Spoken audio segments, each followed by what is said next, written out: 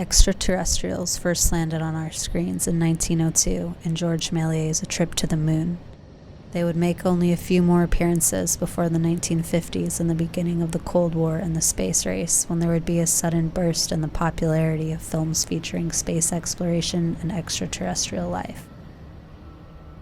The extraterrestrial in film and television stood symbolically for many of the country's major fears at the time, including the parallel political fears of communism and McCarthyism. Arguably, the extraterrestrial often stood in for the subversive other that McCarthyism and neocolonialism sought to expose and destroy. At the same time, the extraterrestrial figure illustrated the country's collective ambitions. Its image in film and television has embodied the projection of our utopian and dystopian ideals. The figure of the extraterrestrial body has also acted as a site onto which contemporary social fears and desires towards the queer body were projected.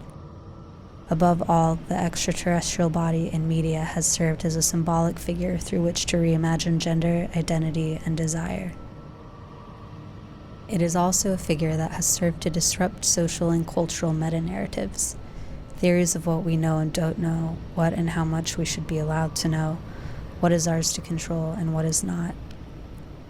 Extraterrestrials who visit Earth or are discovered on faraway planets interrupt the medical-industrial system of categorizing bodies and identities by presenting us with bodies and identities that are unknown or unrecognizable. Furthermore, there is the fear of the extraterrestrial who walks among us, convincingly disguised as human, echoing the social anxiety of the undetected queer neighbor or coworker lurking in our midst.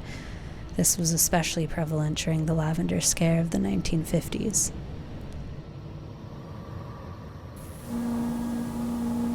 In the epistemology of the closet, Eve Kosofsky-Sedgwick coined the term nonce taxonomy to mean the making and unmaking and remaking and redissolution of hundreds of old and new categorical imaginings concerning all the kinds it may take to make up a world. The figure of the extraterrestrial, shrouded in queer subtext and metatext, invokes the concept of a queer social taxonomy, of a destabilized system of categorization that resists conventions, perhaps even resists categorization itself. The extraterrestrial represents the interruption of another meta-narrative of social discourse, that is, the narrative of heterosexual reproductive futurity.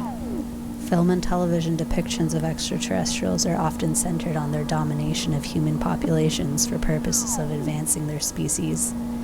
The extraterrestrials' means of reproduction are a menacing and mysterious threat, often define what we believe to be true about the role of human biology in discourses of forward progress.